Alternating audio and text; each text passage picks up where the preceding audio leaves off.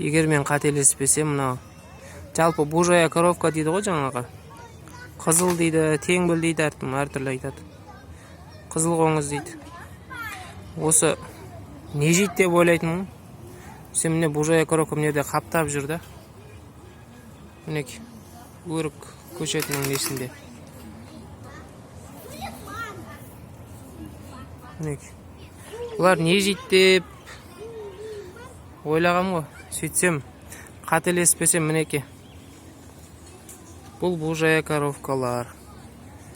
Жаңағы жеміс ағаштың жапырағында жүретін биттер бар ғой. Бит дейміз ғой, биттеп кеткен жаңағы жасыл кішкентай қымыз сияқты.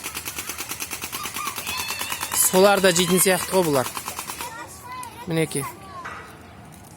Пожалуйстаңыз, бужая коровка.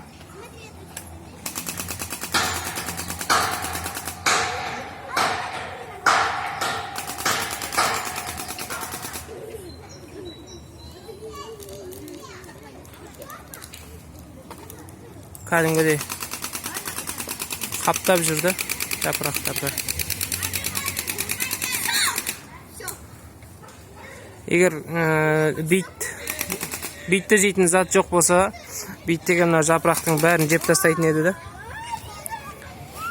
Аллах тағала сөйтіп мына бужая коровканы сол үшін жаратқан сияқты. Мына қарасаңыздаршы.